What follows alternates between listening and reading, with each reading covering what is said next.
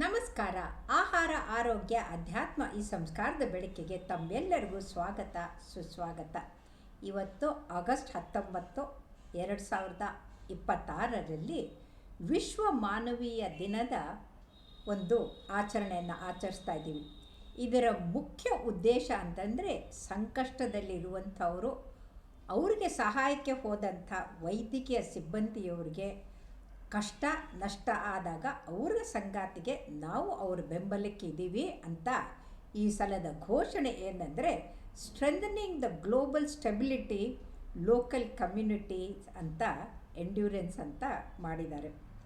ಇದಕ್ಕೆ ಕಾರಣ ಏನು ಅಂತಂದರೆ ವಿಶ್ವ ಆರೋಗ್ಯ ಸಂಸ್ಥೆಗೆ ಅವರು ಡೆಸಿಗ್ನೇಟ್ ಮಾಡಿದ ಪ್ರಕಾರ UN ಜನರಲ್ ಬಾಡಿಯವರು, ಅಸೆಂಬ್ಲಿಯವರು 2008ರಲ್ಲಿ ಅಲ್ಲಿ 2003ರಲ್ಲಿ ಆದಂಥ ಬಗ್ದಾದ್ನಲ್ಲಿ ಅಂಥ UN ಹೆಡ್ ಕ್ವಾರ್ಟರ್ಸ್ನಲ್ಲಿ ಆದಂಥ ದಾಳಿಯನ್ನು ನೆನಪಿಸ್ಕೊಂಡು 2008ರಲ್ಲಿ ಇದನ್ನು ವಿಶ್ವ ಮಾನವೀಯ ದಿನ ಅಂತ ಪ್ರಾರಂಭ ಮಾಡಿದರು. ಯಾಕೆ ಅಂತಂದರೆ ಆ ಅಟ್ಯಾಕ್ನಲ್ಲಿ ಮೆಡಿಕಲ್ ಫೆಸಿಲಿಟೀಸು ಮತ್ತು ಅಲ್ಲಿ ಕೆಲಸ ಮಾಡುವ ಸಿಬ್ಬಂದಿಯವರೇ ಅಪಾರವಾದಂಥ ನಷ್ಟ ಆಯಿತು.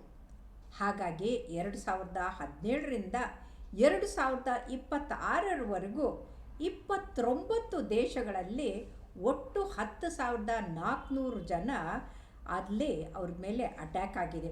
ಅಷ್ಟೇ ಅಲ್ಲ, ಅದರಲ್ಲಿ 5,700 ಜನ ತಮ್ಮ ಜೀವ ಕಳ್ಕೊಂಡಿದ್ದಾರೆ, ಅಸುನೀಗಿದ್ದಾರೆ. ಅದಲ್ಲದೆ 8,500 ಜನರಿಗೆ ಗಾಯ ಆಗಿದ್ದಾರೆ.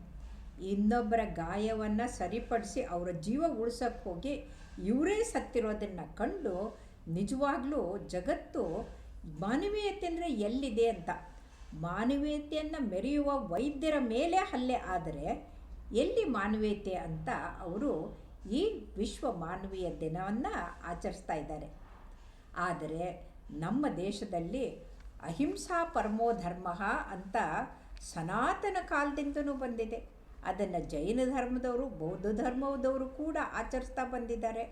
ಅಷ್ಟೇ ಅಲ್ಲ, ವಸುದೈವ ಕುಟುಂಬಕ್ಕಂದರೆ ಇಡೀ ಜಗತ್ತಿನಲ್ಲಿ ಇರುವ ಎಲ್ಲರೂ ಕೂಡ ನಾವು ಒಂದೇ ಕುಟುಂಬ ಅಂದ್ಕೊಂಡು ಒಬ್ಬರ ಮೇಲೆ ಒಬ್ಬರು ಹಲ್ಲೆ ಮಾಡದೆ ಎಲ್ಲರೂ ಪ್ರೀತಿಯಿಂದ ವಾತ್ಸಲ್ಯದಿಂದ ಇರಬೇಕು ಅನ್ನುವಂಥ ಒಂದು ಮಹಾ ವಿಶ್ವಗುರುವಿನ ಸಂದೇಶವನ್ನು ಕೊಟ್ಟದ್ದು ನಮ್ಮ ಭಾರತ.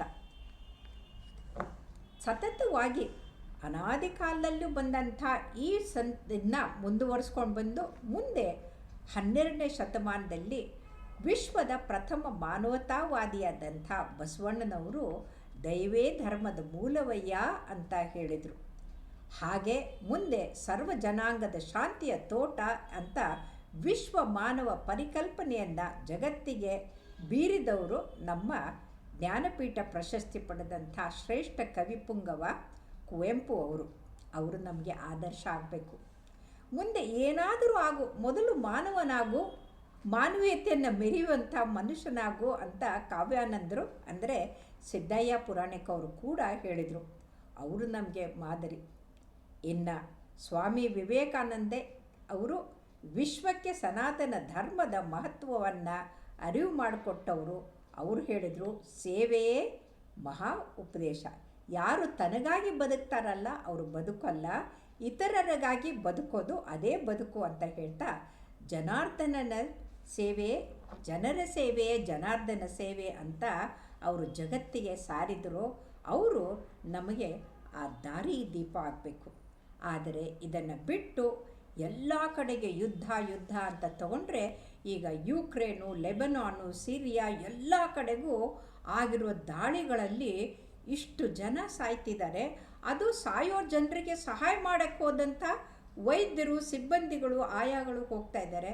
ಹಾಗಾಗಿ ಬನ್ನಿ, ಇವತ್ತು ಕೇವಲ ನಾವು ವಿಶ್ವ ಮಾನವೀಯ ದಿನ ಅಂತ ಆಚರಣೆ ಸಾಲದು, ನಮ್ಮ ಬದುಕಿನಲ್ಲಿ ಪ್ರತಿನಿತ್ಯವೂ ಪ್ರತಿ ಕ್ಷಣವೂ ಮಾನವೀಯತೆಯನ್ನು ಮೆರೆಯುವಂಥ ವ್ಯಕ್ತಿಗಳು ನಾವಾಗಬೇಕು ಅನ್ನೋದನ್ನು ಮರಿಬೇಡಿ. ಎಲ್ಲಿ ದಯೆ ಇರುತ್ತೋ ಅಲ್ಲಿ ಧರ್ಮ ಇರುತ್ತೆ. ಸಕಲ ಜೀವಾತ್ಮರಿಗೆ ಲೇಸನ್ನು ಬಯಸುವುದೇ ನಮ್ಮ ಧರ್ಮ ಅಂದ್ಕೊಂಡು ಎಲ್ಲರಿಗೂ ಒಳ್ಳೆಯದನ್ನು ಮಾಡೋಣ. ಸರ್ವೇ ಜನ ಸುಖಿನೋ ಭವಂತು ಅಂತ ಹೇಳೋಣ. ನಮಸ್ಕಾರ.